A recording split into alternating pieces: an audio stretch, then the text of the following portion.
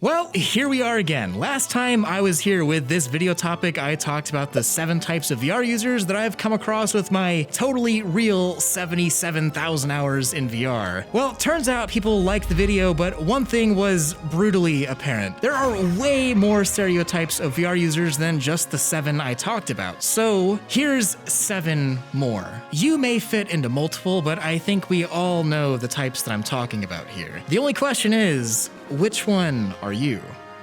So the first category here is the beginner, the rookie. You just got a VR headset, whether it was this past month or year, it doesn't matter. The proverbial stars aligned, and likely because of either YouTube or the insane amount of Quest 2 ads everywhere, you now have a VR headset, and it's kind of taken over your life. Everything is new and fresh, and flat games are probably completely unappealing. I mean, why would you 360 no-scope someone on a monitor when you can physically jump in the air and 360 no-scope someone in virtual reality?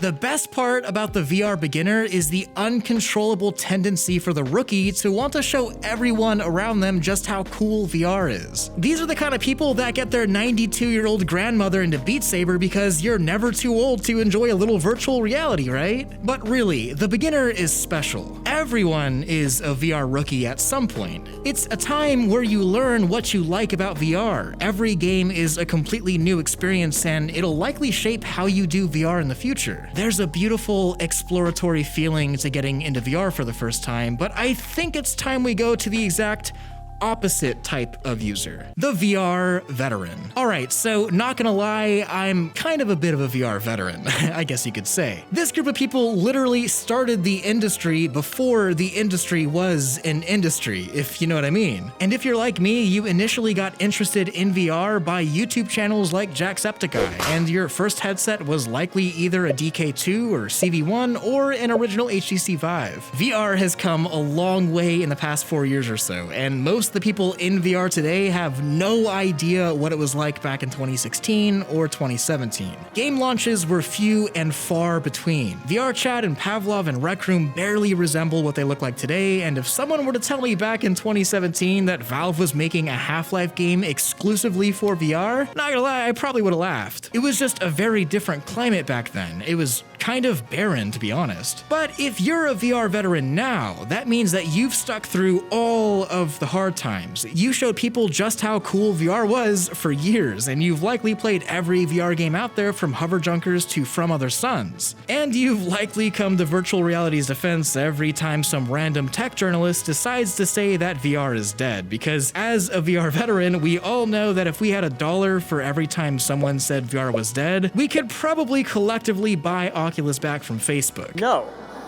You're the real MVPs. Sorry to say it, you're kind of becoming the boomers of the VR crowd, and it's happening pretty fast. But you know who's not a boomer? The next category of VR user. And yes, this deserves an entire category, the TT tier. If you don't know what that is, you either haven't played enough Pavlov or you've never played Gmod before. Basically, there's a group of people that own a VR headset and an expensive PC, and they're actually pretty good at Pavlov, but the only mode they ever play on is TTT. Now, in case you don't know, TTT is Trouble in Terrorist Town. There are traitors and innocent players, and it's all a mind game to try and figure out who's the traitor before the traitor kills all the innocent players. Actually, that sounds kind of familiar. Either way, Pavlov is easily one of the most active VR multiplayer games out there, but there are so many TTTers that I almost can't find a Pavlov game that isn't TTT. It's practically become Pavlov and VR culture at this point, and there are entire groups of people that spend their days playing Russian roulette with people to prove that they're not a traitor in Pavlov. But now let's get into a category that's very near and dear to me. It's a group of people that I love, and it's because they don't talk. And sometimes the best kind of friend is a friend that is completely silent, so they can't tell you how bad your life decisions are. And you guessed it, this category of VR user is the VR Chat mute. The VRC mute gets an expensive VR headset, throws thousands of hours into a social virtual reality application, usually VR Chat, then spends that entire time completely muted. And it's not like there's the old excuse of, oh, I don't have a mic, because turns out that a microphone kind of is built into your headset, but it doesn't matter because the VR chat mute uses any other way to communicate with people, and it's honestly kind of fun. Whether using their body to express themselves, or sign language, or gestures, or toggles, getting to know how someone talks without words is both entertaining and a little mysterious. And mute culture has certainly evolved. I mean, there's all sorts of mutes, and I kind of love them all. You got the 45-year-old man in a big titty anime girl avatar that doesn't want anyone to know that he's got a deeper voice than James Earl Jones, and you've got personal mutes, people that literally follow around other people just to elaborate everything that person is doing with mute actions. You've got people that just don't like to talk, and then people that don't like to hear their voice. The nice thing about VR chat and VR in general is that at this point it's generally accepted, and we love and support our tongue-tied mute VR siblings, whether they're mute to hide the fact that they don't actually sound like Asuna, or they're mute because they want to be. But it's certainly big enough and prolific enough to be a category. So some of these categories may be a little descriptive, but the next one is very open. You might know one of these types of people, or you might be one currently. But I think everyone has or will fit into this category at some point, and that's the filthy VR casual. You're not all that good at Pavlov or Pop 1. Maybe you don't quite fit into Rec Room, or you're not enough of an alcoholic to know life VR chat. And maybe you even get motion sick easily, which, in case you didn't know, it's not a great combo for a VR user. But you still love VR even if you just don't do it very often. You know, the most interesting part about the filthy VR casual is how they're incredibly common, but they're also kind of hard to find, and that's because usually the VR casual takes breaks from VR. They're not in all the time like, you know, some people. They'll be way into some game for a few weeks, then they won't touch a VR headset for a couple months. But when they get back into it, they'll always remember why they loved it in the first place. Although something nice and pretty wholesome about the whole VR casual is that they usually don't care what VR headset they have, or what headset people around them have. There's usually no gatekeeping. The casual user is just happy to be in VR, even if they might not be in it tomorrow or the next week. Although, the same cannot be said for the next category. We've all seen this. If you've literally spent any time on Reddit, or really the internet in general, and the topic of virtual reality has come up, this next VR user always shows up, no fail. And that's the Oculus/Facebook hater. Actually, you can see him in the comments right now. Wait. But before the actual hate floods in, look, I have issues with Facebook and Oculus too. And if you don't believe me, I have like 30 videos talking about how some of the things they're doing right now is really bad for the VR industry. But Facebook isn't the point here. The users that attack people because they use Oculus headsets are though. You don't know how many times I've been on Reddit or even just VR chat and some kid mentions he finally bought a Quest 2 after saving up by mowing lawns for the past 2 years, and out comes Bob. He can smell Facebook users from across cyberspace, and while practically frothing at the mouth, Bob will tell you how much of a scum you are while reciting privacy policies and how much you're part of the problem and that Zuck owns you.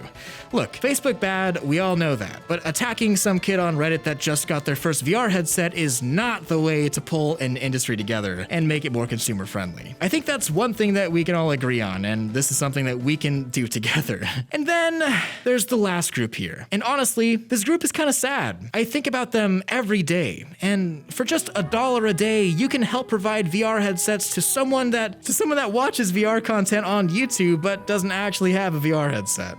Okay, not really, but the next group is actually maybe bigger than any group here. And it's the person that's obsessed with VR. Whether it be Josh Dub or Tuesday Newsday or Molly or whoever else, you love VR content and you can't get enough of it, but you don't actually own a VR headset. You're VRless.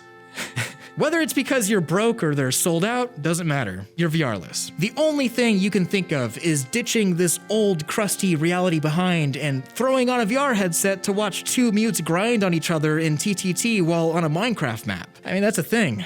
Welcome to VR. I mean, come on, why would you choose this over that? But either way, this group is passionate, and I promise, keep watching the VR content, stay enthusiastic about VR, and you'll get your headset all in due time. So, here are 7 more types of VR users that you'll meet. There are admittedly a lot more than just the 14 that I've talked about so far. If you did fall into any of these 7, though, let me know in the comment section, and if you didn't, let me know what I missed. If you want more of these or content similar to this, or for me to cover even more types of VR people, make sure you hit hit that like button because it really does let me know what kind of content people like while also helping my channel, of course. The whole VR community and culture is pretty awesome and beautifully accepting as well as diverse, so I couldn't thank you all enough for being a part of it. And I want to thank my Patreon supporters again for getting me this wonderful green screen.